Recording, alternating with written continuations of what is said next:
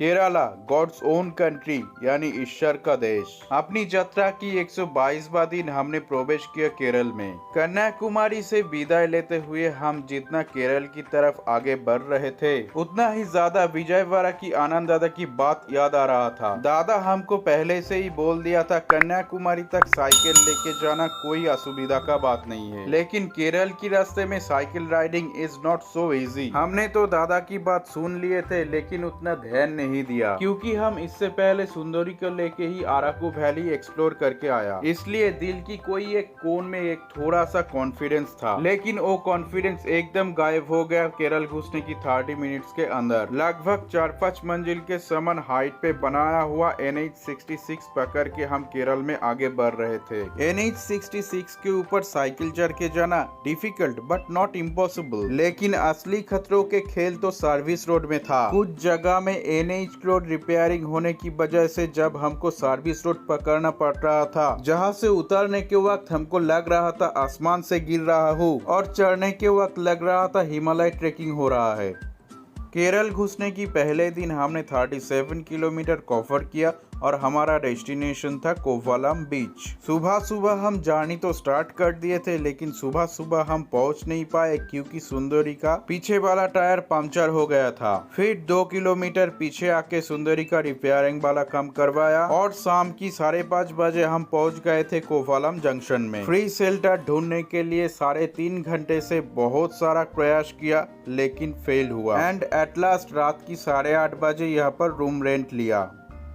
अगली सुबह हम चले गए कोवलम इंटरनेशनल बीच देखने के लिए। कोवलम में 2 बीच बहुत ज्यादा बड़ा नहीं है लेकिन खूबसूरत है। कोवलम में स्कूबा डाइविंग होता है, सनबाथ का भी व्यवस्था है। हर साल बहुत सारा टूरिस्ट, ज्यादातर फॉरेनर टूरिस्ट कोवलम आते हैं। प्राकृतिक खूबसूरती के हिसाब से हमने आज तक जितने भी सी बीच देखा उनमें से कोवलम सी बीच सबसे खूबसूरत नहीं है लेकिन सबसे फेमस है क्योंकि यहाँ का सरकार इसको प्रमोट करते हैं। उसके बाद हमने फिर चलना शुरू कर दिया केरल के राजधानी तिरुवनंतपुरम यानी त्रिवेंद्रम के तरफ। लगभग दोपहर के 3:30 बजे हम पहुँच गए थे पद्मनाभ टेम्पल के एकदम नजदीक। लेकिन हमारी बदनसीबी ये था कि हम एकदम नजदीक जाके भी मंदिर में घुस नहीं पाए क्योंकि यहाँ महिलाओं को साड़ी और पुरुषों को धोती के बिना प्रवेश निषेध, और उसी टाइम हमारे ऐसे स्थिति नहीं थे कि हम चेंज कर पाए। मन में थोड़ा सा दुख लेके हम आगे बढ़ रहे थे हमारा अगले डेस्टिनेशन की तरफ जो है जटायु आर्ट पार्क, जो यहाँ से 50 किलोमीटर की डिस्टेंस में है। लगभग 20 किलोमीटर जाने के बाद सूरज ढलने से पहले से ही हम शेल्टर ढूंढना शुरू कर दिए थे। उसी दिन बहुत कोशिश करने के बाद भी, बहुत आदमी को रिक्वेस्ट करने के बाद भी हमको शेल्टर नहीं मिल रहा था। रास्ते में इन लोगों के साथ मुलाकात हुआ था और इन्होंने भी बहुत कोशिश किए थे शेल्टर दिलवाने के लिए। रात जितना बढ़ रहा था पब्लिक उतना ही कम नजर आ रहा था। हाईवे से जाने वाले हर गाड़ी का स्पीड उतना ही बढ़ रहा था। उसके बाद रात 9:30 बजे हम दोनों को 5 किलोमीटर पीछे आना पड़ा शेल्टर लेने के लिए।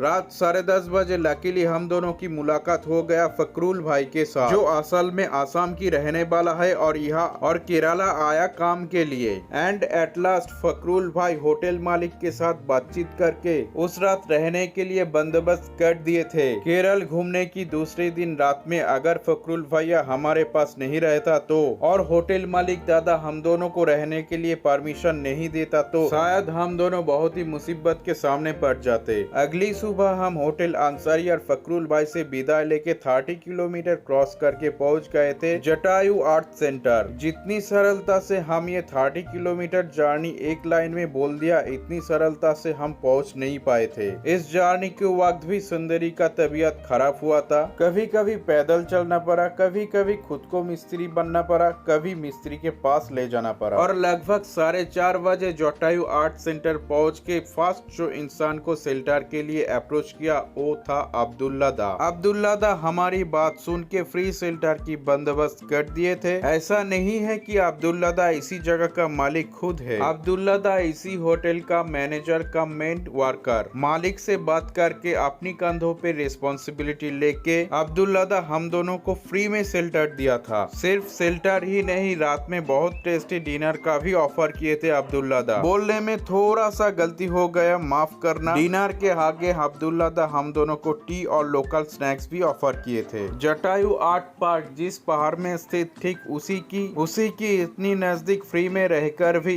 हम दोनों टेंशन में थे सुंदरी को लेके। सुंदरी तबीयत का जो प्रॉब्लम रामेश्वरम में शुरू हुआ था उसका परमानेंट सॉल्यूशन अभी तक नहीं हुए थे। बहुत कोशिश करने के बाद भी हम इसको ठीक करने में नाकाम रहे और इसीलिए हमारी इस जर्नी का 128वां दिन में हम दोनों डिसीजन लिया हम और आगे नहीं बढ़ेंगे। हमने 4000 किलोमीटर ऑलरेडी क्रॉस कर लिया। अभी टाइम है इस जर्नी को थोड़ी देर के लिए पोस्टपोन करके घर लौट के जाना।